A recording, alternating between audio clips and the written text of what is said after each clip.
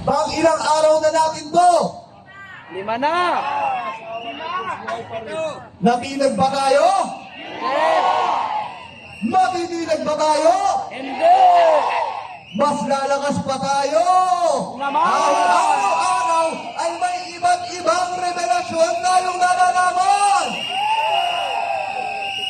At marami rin tayong ibubunyag ngayong araw para bigyang liwanag ang sambayan ng Pilipino! Ito na!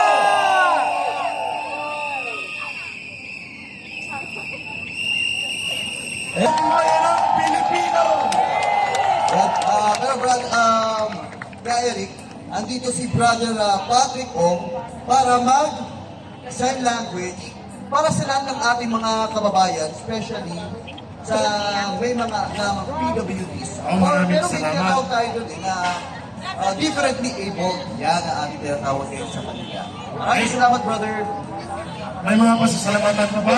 Nabanggit ko naman, pero ang pinapasalamatan din natin, syempre, Ang mga independent and mga crusaders na mga media vloggers na hindi po nababayaran at nabibili ang katotohanang bitbit nila sa loob ng halos 5 araw ay nagsasakripisyo kasama po ang iba't ibang sektor ng mamamayan upang ihatid ang katotohanan direkta po sa kaalaman at puso ng mamamayang Pilipino. Hindi kagaya po ng malalaking media na hanggang ngayon kontrolado ng kapital at negosyo at hindi po impormasyon para sa totoong pagpapaalam sa mamamayan. Kagaya po, kumakalat ngayon sa buong mga network ng malalaking media, 6 na pong pulis daw ang nasaktan sa paglusok sa Davao City.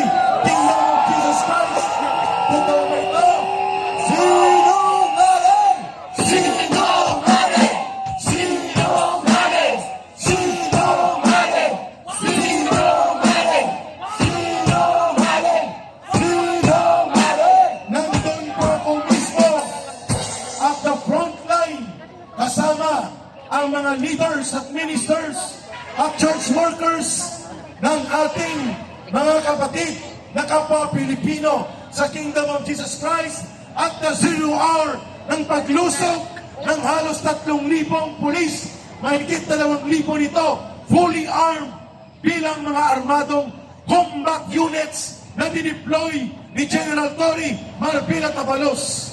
Wala pa pong 30 minutos nang nagbigay ng warning itong si General Diwata Torre, nilusog na ang likod ng compound at pinasambugan ng mga tear gas at flash bomb at at the onset, malupo ang umandusay at nawalan halos ng hininga kasama po ang namatay na si Edwin.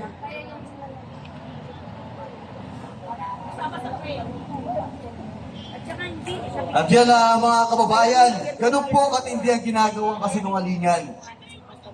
Isipin nyo actually ka Eric, matindi ang Yes. ginawa ngayon ng GMA. Diba? Anong ginawa ng GMA?